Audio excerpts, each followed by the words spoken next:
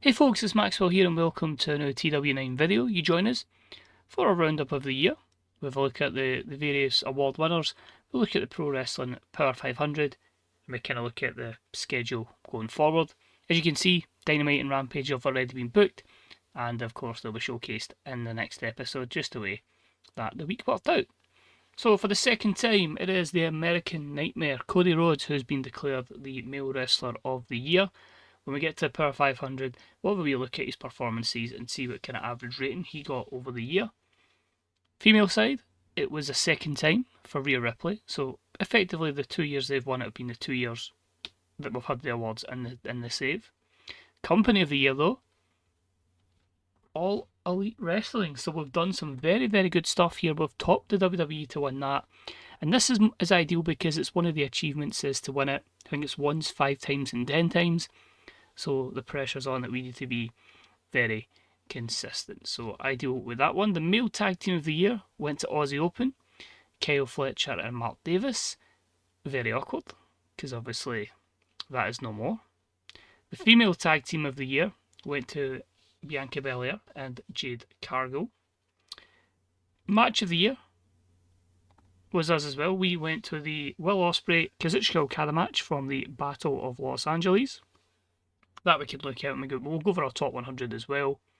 Show of the year went to that particular Battle of Los Angeles as well. The male young wrestler of the year was Mascara Dorada, has won it for the second time in a row, and the female one is Roxy for the second time in a row.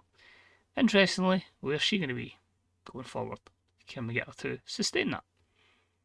Male veteran wrestler of the year, one American Dragon, Bryan Danielson, so he won it for 2025, although it's a bit worrying when this man is now your veteran, and hopefully we don't see too much of a decline in stats. I think the health obviously is going to be that. Stats seem actually pretty much the same, so that's ideal, at least from a technical side of view. The female veteran wrestler of the year went to Natalia at the age of 43. Most improved company was ourselves, so we've had a very, very good year of growth, obviously becoming a Titanic-sized company. Your male independent wrestler of the year for the second time was Kinosuke Takeshita, pretty much because we let him wrestle on a written deal, which allows him to do his DDT commitments. Female independent wrestler of the year went to Takuma Aroha, which is ideal because we have her on a written deal, and it allows her to do Marigold and Glee. Male manager of the year went to Ki Malto, which I thought we laugh at. A female manager of the year went to Fia Trinidad, or Zelina Vega. Male play-by-play went to Walker Stewart. 82 start. Might actually look at Walker Stewart, because I wonder, he's only 23 in this, so that's that.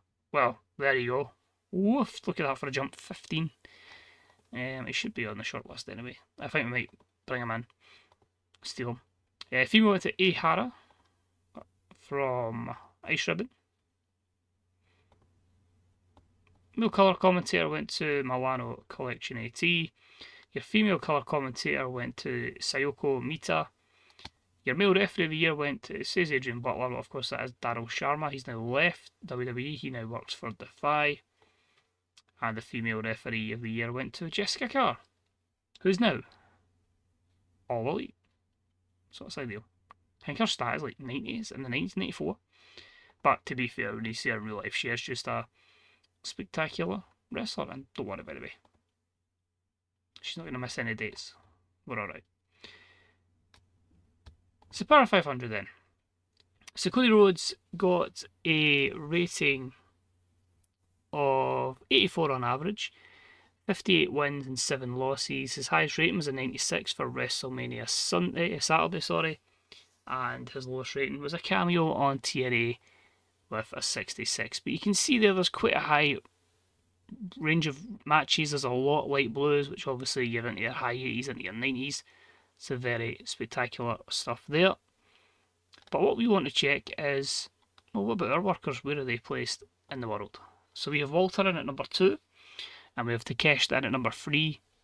And you can see Walter in there by 96. We have to remember, he's worked everywhere. He's worked CMLL, he's worked New Japan, And yeah, for the first half of the year, he was in WWE as well. So he actually probably had a better year in WWE, but obviously their matches are rated different to ours. But Walter, Takeshita, Bryan in at 4, Okada was in at number 8, Kevin Steen in at 9. We had Kenny Omega in at 11, Will Ospreay in at 12, and then Swerve Strickland in at 17. I'll round up to the top 100 for us. Hichisero was in at 18. He had some good stuff, but of course predominantly with CMLL. Ilya Dragunov barely featured for us, but is in at 22. Switchblade, Jay White is in at 26. Did not place the previous year. Kyle Fletcher is in at 29. Sami Zayn down from 6 to 37. John Moxley didn't place last year, but is now 38. I don't know why Mox didn't place, but okay. Claudio's up to 40th. Rey Fenix is up to 41 from 110. Rush at 43. AJ Styles 46. Roddy's up from 91 to 50. We've Orange Cassidy in at 53. Feel free if you ever want to just press pause and have a look at all the matches that various workers have partaken in. Rocky Romero at 56. Penta up from 117 to 58. Yuta at 64. Mark Davis 72. Bailey at 77. Darby Allin at 79. Jack Perry at 80. Io Shirai at 82. Hopefully we can get her into the top 50 next year. Ricochet 84. Matt Jackson 88, which means Nick Jackson 89. Hangman at 90. Austin Creed at 92. Brody King at 94. Zack Sabre Jr., who didn't really wrestle a lot, admittedly, at 96. And I'll probably blame the squash matches, put them down a little bit. Uta Nation in at 99. And with Kyle O'Reilly at 101. So overall, there's a few can certainly contend against Cody, but we really need to have some solid main event level matches. So first off, look at what we've got planned going forward then. So obviously Wrestle Dynasty. Then I've got a big break to Revolution. I might fire in like a Battle of the Belts or something just to give me a little special. Just to give us another attempt at getting to that 100 rated show. But then it's your usual kind of script of Revolution Dynasty, Double Nothing, Blood of Guts is in there. That might get moved actually. Forbidden Door is in there. We have Battle of Los Angeles. The 2 weeks between All In and All Out, obviously that's been removed. But yeah, pretty much back to your standard kind of schedule. We'll probably change things over the year. But yeah, looking forward to that. So we'll round up with our top 100 kind of stuff. So the Battle of Los Angeles top 2 shows, obviously Night 2 had that Will Ospreay Okada match to get a 99, so close to 100 rating. But overall that tournament, the second round matches forward was just spectacular. So was really happy with that one. And day 1 was obviously very good at 96. Wrestle Dream in there at a Collision, a Full Gear, All Out, and World's End, all of 2025. Should probably get rid of the 2024 shows because we're just about to look at 2025. Matches last year, well, obviously Okada and Ospreay was in there at 99. We also had that spectacular Danielson and Takeshita match at 99.